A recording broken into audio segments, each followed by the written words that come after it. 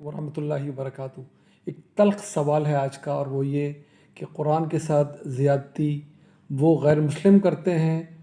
جب بھی آپ نے یہ واقعہ سنے ہیں، خدا نخواستہ کسی نے قرآن کے اوراق پھاڑ دیے، قرآن کو نظر آتش کرنے کی کوشش کی، وہ لوگ جو کہ نہ اللہ کو جانتے ہیں، نہ نبی صلی اللہ علیہ وسلم کی شان سے واقف ہیں، نہ یہ جانتے ہیں کہ قرآن کس شان کی کتاب ہے جو اللہ سبحانہ و تعالیٰ نے ہمیں عنایت فرمائی ہے، یا وہ مسلمان جو پیدا بھی مسلمان گھرانے میں ہوئے ہیں، جن کے بڑے اور کئی نسلیں جن کی مسلمان ہیں، وہ زیادتی کے مرتکب ہو جاتے ہیں اس قرآن کی۔ کیسے مرتکب ہو جاتے ہیں؟ مجھے بڑے افسوس سے کہنا پڑتا ہے، بچپن سے لے کر ساری زندگی جانے کتنی ہی کتابیں ہم پڑھتے ہیں، جانے کتنی اخبار، کتنی ڈاکیومنٹریز ہم دیکھتے ہیں، وہ بھی کتابوں کی ایک شکل ہی ہوتی ہے، جو ہم نے کبھی ایسا نہیں کیا کہ کسی کو بغیر سمجھے ہم آگے گزر جاتے ہوں۔ ایون ہمارا جو بچہ ہوتا ہے، جو ابھی KG 1 میں KG 2 میں پہلی دوسری کلاس میں ہوتا ہے، جو کتاب بھی اس کو پڑھا رہے ہوتے ہیں، کچھ نہ کچھ وہ اس میں سے سمجھ رہا ہوتا ہے۔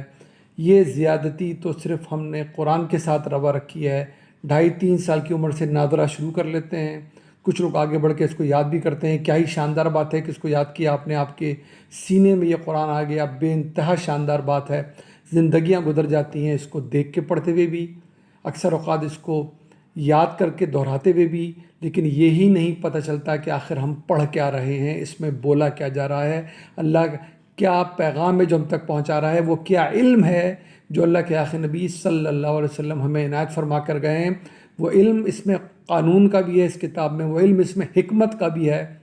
انہی دو چیزوں سے مل کے کتاب بنی ہوئی ہے، قانون اور حکمت۔ اسی کی تعلیم رسول صلی اللہ علیہ وسلم نے دیا تھا، تاکہ اس کے ذریعے قانون پر عمل کر کے حکمت کو سمجھ کر ہم اپنے وجود کو پاکیزہ کریں۔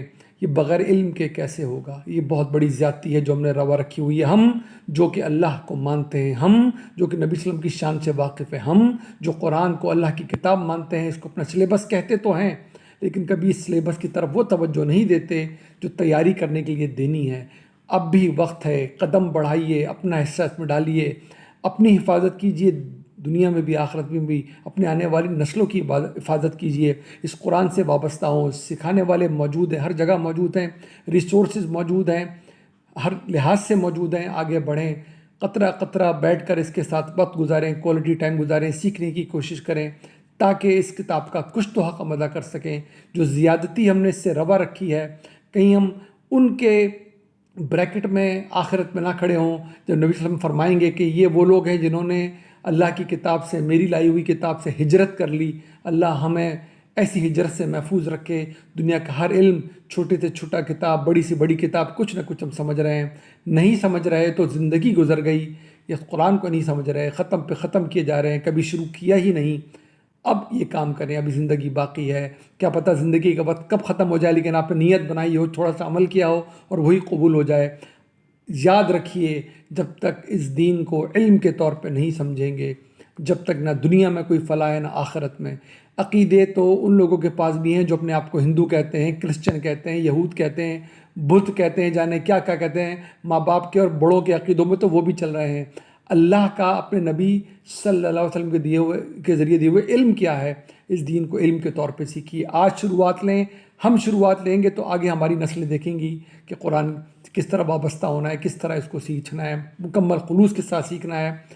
اپنا خیال رکھیے۔ امید ہے میں بات واضح کر سکوں گا کہ ہم سے زیادہ زیادتی ہو رہی ہے اس قرآن کے بارے میں ان لوگوں سے کہیں زیادہ جو اس کی حقیقت سے واقف نہیں ہے۔ اللہ میں محفوظ رکھے۔ السلام علیکم ورحمۃ اللہ وبرکاتہ۔